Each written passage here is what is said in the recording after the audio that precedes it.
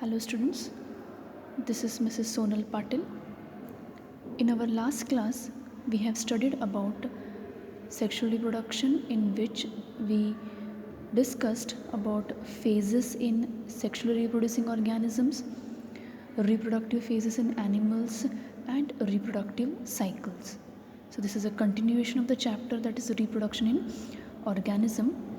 Today we will study about sexuality in organisms. Firstly, we will discuss about sexuality in plants. Sexual reproduction in organism generally involves the fusion of gametes from two different individuals. This we have already studied. Plants may have both male and female reproductive structures in the same plant or on different plants. So depending upon that, there are two types here mentioned. First one is the unisexual, or it is also called as dioecious, or it is called as heterothalic. Now what we mean by this unisexual? The plants having either male flower or female flower are called unisexual. So the plant is having either male flower or it is having female flower.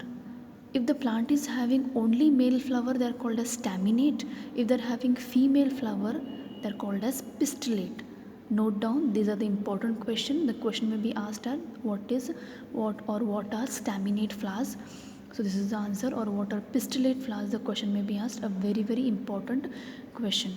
So the meaning of unisexual dioecious is one and the same, where the plants are having either male flowers or female flowers are called as unisexual, or they are also called as a heterothalic. Hetero means different, and thalic is the thallus. They are referring to the thallus. So here on two different thalli, the reproductive structures are present. For example, the diagram shown here is of Marchantia. You can see here there is a male thallus and there is a female thallus. So male thallus is having the male reproductive structure and the female thallus is having the female reproductive structure. This shows that the thallus is unisexual, or it is, you can say that they are heterothalic. So on the same thallus, the male and the female reproductive systems are not present over here. They are present on two different thalli. So they are called as unisexual or dioecious or heterothalic. A very important question for 1 mark. Second are the bisexual or monoecious or homothalic. Bisexual means the plants having both male and the female reproductive structures are called as bisexual. So flower is having both androecium as well as the gynoecium. Androecium is the male reproductive structure and the gynoecium is the female reproductive structure. As here the diagram shown is of hibiscus. You have already studied about hibiscus. In hibiscus both there is a male reproductive structure and there is a female reproductive structure. So this type of flowers are called as bisexual, and or they are called as homothalic or monoecious. Homo means on the same thallus both male and the female reproductive structures are present. So meaning of bisexual, monoecious and homothalic is one and the same. Again a very important question for 1 mark. Next we will study about sexuality in animals. Here also the term used is unisexual or dioecious. So what is the meaning of this? Animals having either male or female reproductive structures are called as unisexual. They exhibit sexual dimorphism. Means what? You can distinguish males from the females. So the males are having peculiar characters which are distinguishable from the females. So they show here sexual dimorphism. Such animals are called as unisexual. Example, you can give cockroach, insects, birds, mammals are the examples. So here unisexual means what? Animals are having either male or female reproductive structures are called as unisexual. Second one are the bisexual or monoecious or hermaphrodites. So what are these hermaphrodites? The meaning of all three is one and the same.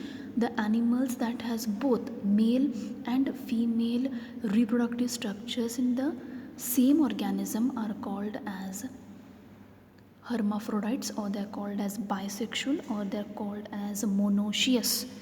Again, a very important question. Many a times the question is being asked in the exam, what are hermaphrodites? Remember that hermaphrodites are the organisms having both male and the female reproductive organs in the same organism. Here the diagram shown is of earthworm. You can see here earthworm is having both male reproductive organs and the female reproductive. So testes are present, ovary is present in the same organism. So this is nothing but they are the hermaphrodites, or they're called as bisexual. Like this, even leech is a good example for hermaphrodites. Sponge is there.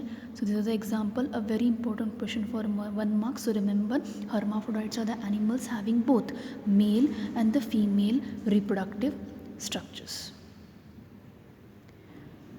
Now we will start with the events which are involved in the sexual reproduction. We all grow old is something that we recognize, but what is meant by growing old? The end of the reproductive phase can be considered as one of the parameters of senescence or old age.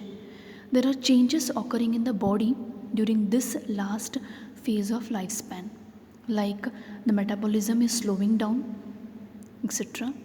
Old age ultimately leads to death. In both plants and animals, hormones are responsible for the transitions between 3 phases. Already we have discussed the 3 phases. That is, the first one is the juvenile phase, reproductive phase, and the senescence phase. The same phases are being mentioned here. So interaction between hormones and certain environmental factors regulate the reproductive processes and the associated behavioral expressions of organism. After attainment of maturity, all sexually reproducing organisms exhibit events and processes that have remarkable fundamental similarity. Even though the structures associated with the sexual reproduction are indeed very different, the events of sexual reproduction, though elaborate and complex, follow a regular sequence. Sexual reproduction is characterized by the fusion of male and female gametes, the formation of zygote, and embryogenesis. For convenience, these sequential events may be grouped into 3 distinct stages, namely pre-fertilization events, fertilization events, and the last one is post-fertilization events. So these are the events which are involved in the sexual reproduction, which are grouped into 3 categories. The first one is pre-fertilization events, the second one is fertilization events, and the third one is the post-fertilization events. So this question is been again asked in the exam. They will ask you, mention the events involved in the sexual reproduction. So these 3 events are to be mentioned. To begin with the first event, that is pre-fertilization event. The events of sexual reproduction that occur before fertilization are called pre-fertilization events. So the name itself is telling you pre-fertilization means before fertilization, whatever events are occurring are called as pre-fertilization events. Now these pre-fertilization events include gametogenesis and gamete transfer. As we all know that sexual reproduction involves gametes, so gametes are required. So firstly the gametes have to be formed, they have to be transferred, and then the fertilization will occur. So the first step which is involved in the sexual reproduction is gametogenesis. So what is this gametogenesis? It is nothing but it refers to the process of formation of gametes. Gametogenesis, process of formation of gametes, is called as gametogenesis. What are these gametes? Gametes are specialized haploid cells formed after meiosis. So meiosis is occurring and then the gametes are being formed. When both male and female gametes are morphologically similar, they are called as isogametes or homogametes? A very important question again for 1 mark.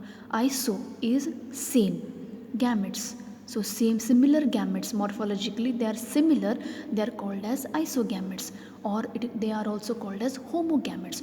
Homogametes are nothing but they are, again homo is the same, so the gametes are again similar here, so they are called as isogametes, or they are called as homogametes. So example for this is given over here is Cladophora. So in Cladophora you can just see that gametes are similar, it is an alga. Then secondly, when both male and female gametes are morphologically different, they are called as anisogametes, or they are called as heterogametes. So here in heterogametes, hetero is nothing but same, they are different. Hetero means different. So here male and the female gametes are morphologically different, so they are called as anisogametes, or they are called as heterogametes. Again a very important question. Many times this question has been asked. They have asked about homogametes and heterogametes. It's simple as such. Homo means same, hetero is different. So homogametes are the gametes which are morphologically similar, heterogametes are those which are morphologically different. Example for heterogametes is fucus, human beings, etc. In such organisms, male gamete is called anthrozoid or sperm, and the female is called the egg or ovum. Here you can see in the diagram, the first one shown are the isogametes.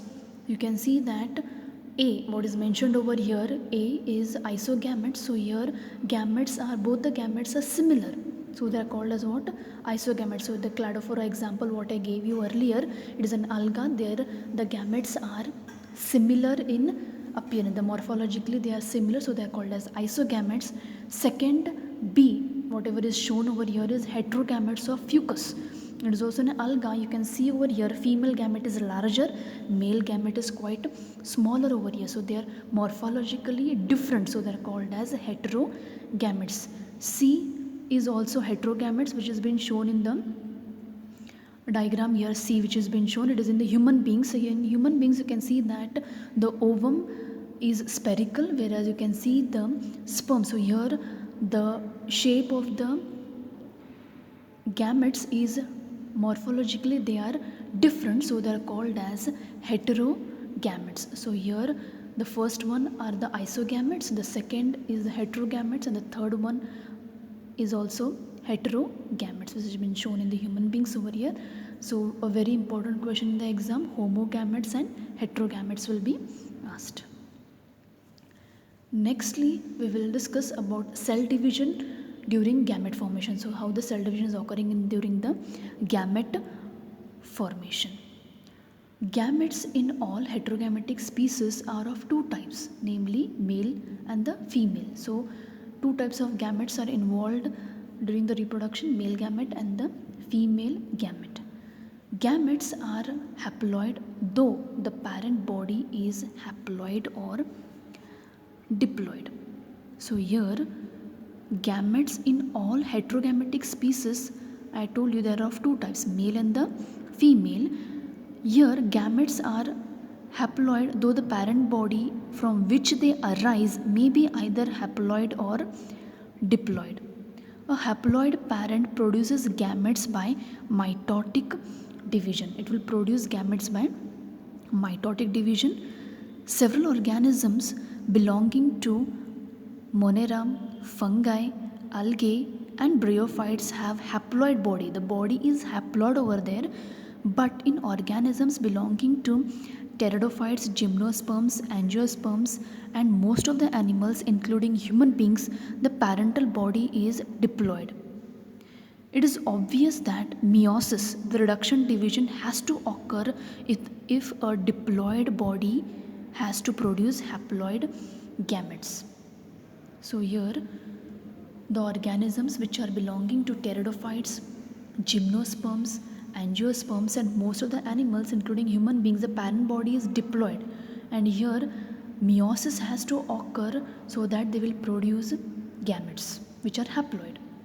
In diploid organisms, the gamete mother cells which undergo meiosis to produce gametes are called meiocytes. Again, a very important question for 1 mark. Meiocytes. Meiocytes are what? They are nothing but they are the gamete mother cells which are undergoing meiosis to produce gametes, are called as meiocytes. As a result, at the end of meiosis, only one set of chromosomes gets incorporated into each gamete, hence, the gametes become haploid. Okay, so very important question over here to be noted down is meiocytes. Here in the chart, the name of the organism is given, chromosome number is given, and chromosome number in the gamete and meiocyte is been mentioned over here. So meiocyte, remember, since they are gamete mother cells, 2n is the chromosome number there, and for gametes, since they are haploid, it is n. So meiocytes are diploid, gametes are haploid. Human beings are having 46 chromosomes. So meiocyte, in the meiocyte the chromosomes are 46 and the gametes are having exactly half of that, that is called as 23. So meiocyte, remember, it is diploid and the gametes are haploid. Same way they are given about housefly, rat, dog, cat, fruit fly, Ophioglossum, apple, rice, maize, potato, butterfly, onion is been given. So here gap is given is nothing but you have to find out. Now here in housefly they have given you the meiocyte number, you have to find the number of gametes or number of chromosomes present in the gamete over here. So here if it is 12, then you have to find out the exactly half of that will be the chromosomes present in the gamete. So meiocyte number in exam, the question will be asked as they will give you the meiocyte number and they will ask you the chromosome number present in the gamete. So this way the question may be asked again in the exam, so you have to answer in that manner. The next step here is gamete transfer. So the second step in pre-fertilization event is the gamete transfer.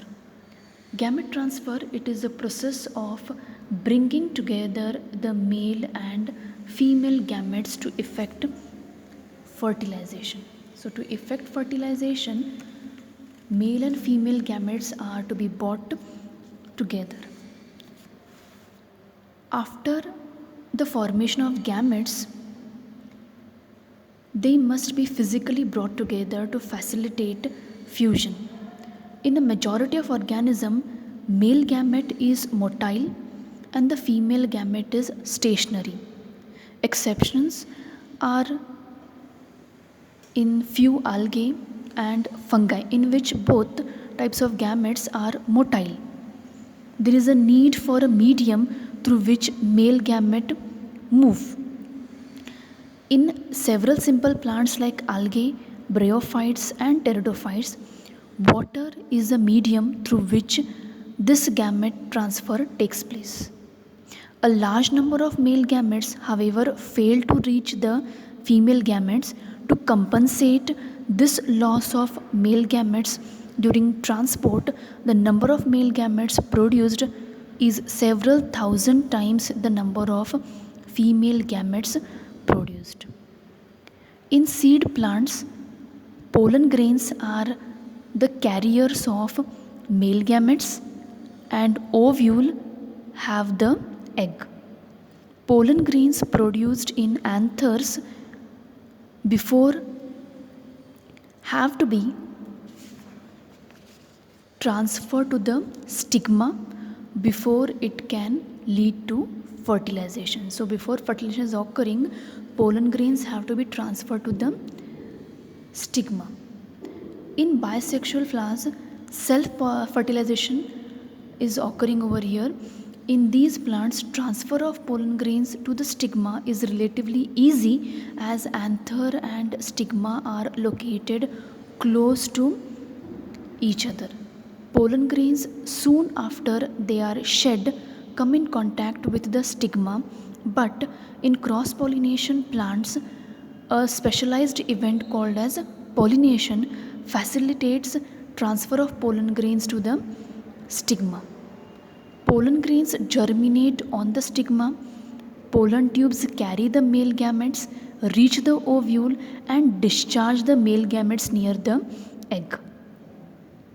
This is occurring in angiosperms. So in angiosperms, the pollen are transferred to the stigmatic surface by pollination, and this pollination may be occurring by different agents, like it may be occurring by wind, water, or through animals also. But here what is happening? Pollen grains are received by the stigma.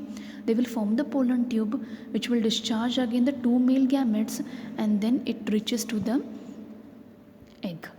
So here pollen tubes are carrying the male gametes and they are discharging the gametes into the egg. So this is occurring in the angiosperms. But in dioecious animals, since male and female gametes are formed in different individuals, the organism must evolve a special mechanism for gamete transfer. Successful transfer and coming together of gametes is essential for the most critical events in sexual reproduction, that is the fertilization.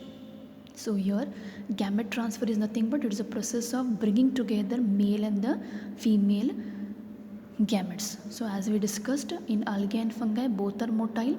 They approach each other for fertilization. If you see in the bryophytes and pteridophytes, water is the medium through which the gametes are getting transferred, whereas in gymnosperms the ovules are naked and hence the pollen grains fall directly on the ovule, whereas in angiosperm pollen grains are transferred from anther to the stigma. So pollination is occurring over here. So this is about the gamete transfer. For today's class we will stop here, and these are your you can just see here I have shown you. First are the homogametes, how the fusion is occurring, zygote is formed and the new individual. So this is occurring in the algae and fungi, this is taking place, and then the second is shown in the moss, how this reproduction is taking place. So and the third one, the pteridophytes, life cycle has been shown, and the last one is the bird pollinating the flower. So this is how the fertilization is taking place in different group of plants. And now these are your assignment questions. These are the questions which are repeatedly asked in the previous year's exams. The first one is, what are hermaphrodites? Mention one example. Second is, differentiate between homogametes and heterogametes. Third one is, what is heterothallic condition? Differentiate between staminate and pistillate flowers. Fourth one is, mention the main three events in sexual reproduction. And the last one is, how many chromosomes are there in myocytes of human beings? So similar type of questions will be asked in the exam from this part of the chapter. The answers for this you have to find out. The answers are very easy. Hermaphrodites are nothing but having male and the female reproductive structures in the same organism. Differentiate between homogametes, homo are nothing but they are the homo, I told you, similar. So here gametes which are morphologically similar are called as homogametes. Gametes which are morphologically different are called as heterogametes. And then third one is heterothallic. Heterothallic, as I told you, hetero means different. On two different thallus, the male and the female reproductive structures are present, are called as heterothallic. Differentiate between staminate and pistillate. I told you staminate means the flowers having only the male reproductive structures are called as staminate, whereas if they have female only, they are called as, or if they have only female flowers, they are called as pistillate. If they have only male flowers, they are called as staminate. And three events involved in sexual reproduction are pre-fertilization, fertilization and post-fertilization. And lastly, the question is asked as chromosome number they have asked in the myocytes of human beings. That is already there in the chart. So here you know 2n diploid. 46 chromosomes are present in the myocytes of the human being. The similar questions may be asked in the exam from this part of the chapter. So this ends with today's class, and the next class we will start, or we will study the second event of sexual reproduction, that is fertilization. Thank you.